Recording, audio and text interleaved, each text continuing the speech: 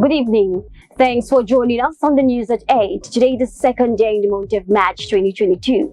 I am Grace Stokers Nyekachi. First headlines. Nigeria ranks low in World Bank project implementation, says federal government. Federal government loses out as NAS affirms state's power to collect VAT.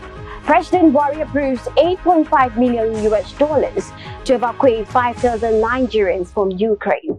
We'll take commercials. We'll be right back with the details and many more. Stay connected. ABN is at it again. It's time for the real visible and political leadership project evidence in Nigeria. Get ready for the most detailed online TV and radio program tagged Operation Show Your Project. Operation Show Your Project. Showing every Thursday 11 a.m. on ABN TV and radio. Operation Show Your Project is the authentic platform for all elected and appointed leaders in politics at all levels to showcase their accomplishments within the period in office. For project documentation and production, contact us today on 0816-634-7017. On 0816-634-7017. Operation Show Your Project comes up every Thursday at 11 a.m. on ABN TV and radio. Be part of the testimony. Welcome back. Now the details.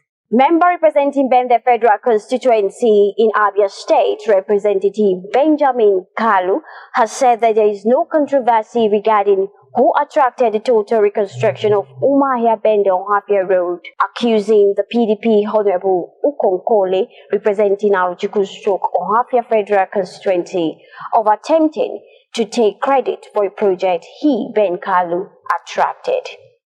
The federal government's plan to retain the collection of value-added tax despite federal high court ruling hit a brick wall on Tuesday as the National Assembly rejected a proposal seeking to shift the collection of VAT from the concurrent to the exclusive legislative list, and effectively leaving the decision to the Supreme Court, which is the hearing of the matter.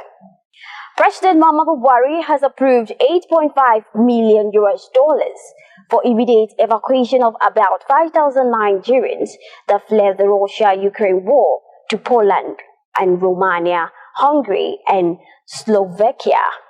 The Nigerian's Minister of State for Foreign Affairs, Zubaru Dada, disclosed this while briefing State House correspondent at the end of the Visual Federal Executive Council meeting, FEC, presided over by Vice President Jamiu Sibanjo of the Council Chamber and Presidential Villa in Abuja. The federal government on Tuesday disclosed plans to improve the level of implementation of donor-financed projects in the country. According to the government, the implementation process is affected by challenges such as bureaucratic bottlenecks, capacity challenges, political interference, and obtaining verified misaligned approval processes between local authorities and development partners. Governors of the All Progressives Congress (APC) were yesterday unable to convince President Muhammadu Buhari in their attempt to make him change his mind on his preference for Senator Abdullahi Adamu as a consensus candidate for the party's national chairman. The APC governors and the platform of Progressive Governors Forum (PGF) met with the president at the Presidential Villa in Abuja shortly before he departed for Kenya.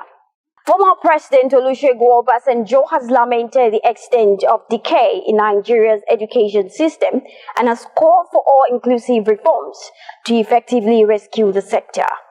Obasanjo, who expressed his worry when the leadership of the Committee of Vice Chancellors of Nigeria Universities paid him a courtesy visit at the Olusegun Obasanjo Presidential Library, Abeokuta, Ogun State, said that unless the entire system was totally overhauled and reformed, the country's education sector will continue to decline. A conglomeration of youth bodies in the country under the auspices of Emerging Leaders Forum of Nigeria has declared that the Senate Chief Whip, Senator Orji Uzor is its presidential candidate for 2023 general election. A conglomeration of youth bodies in the country under the auspices of Emerging Leaders Forum of Nigeria has declared that the Senate Chief Whip, Senator Orji Uzor it is presidential candidate for 2023 general elections. A stakeholders meeting called on Tuesday evening by the Ministry of Labour and Employment failed to persuade the striking academic staff union of universities, ASU, to call off the ongoing strike. Despite the special appeal made to them by top government officials, ABN TV reports that ASU had embarked on a one-month warning strike on February 14, 2022, to press home their demands, including the adoption of the University Transparency and Accountability Solutions payment platform. While in sports, Super Eagles goalkeeper Maduka Okoye has revealed that his main intention is on how to save Sparta Rotterdam out of relegation in the Eredivisie and not Whitford. Okoye, who was part of the Super Eagles that crashed out in the round of 16 of the 2021 African Cup of Nations, made this known in the chat with Rijamund, who revealed that his focus is to help Sparta survive the drop this season. Nigeria Football Federation has described as shocking the death of Pastor Dr. Samuel Sonny Ajolbaser, the chairman of Complete Communications Limited, who passed at the weekend in the United States of America. President of the NFF, Amaju Marvin Pinnick, stated that the departed Oracle of Sports Writing and Sports Publishing carved a bold niche for himself in the profession, and he made a profound impression on the terrain as he tutored and mentored those who came to be the fire dogs of the following decades and left his giant footprint in the sands of time.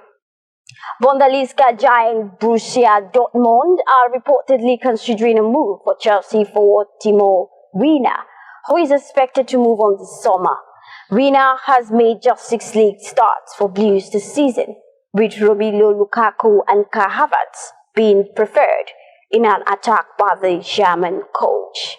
And this brings us to the end of the news at 8. But before we go, recap the major headlines. Nigeria ranks low in World Bank project implementation, says federal government. Federal government loses out as NAS affirms state's power to collect VAT. President Buhari approves $8.5 million to evacuate 5,000 Nigerians from Ukraine. These and many more beautiful platforms. Just log on to www.abntv.com.ng, and you can also follow us on our social media platforms being displayed on your screen. I am Grace Talkers, and you can tell us and like, stay safe.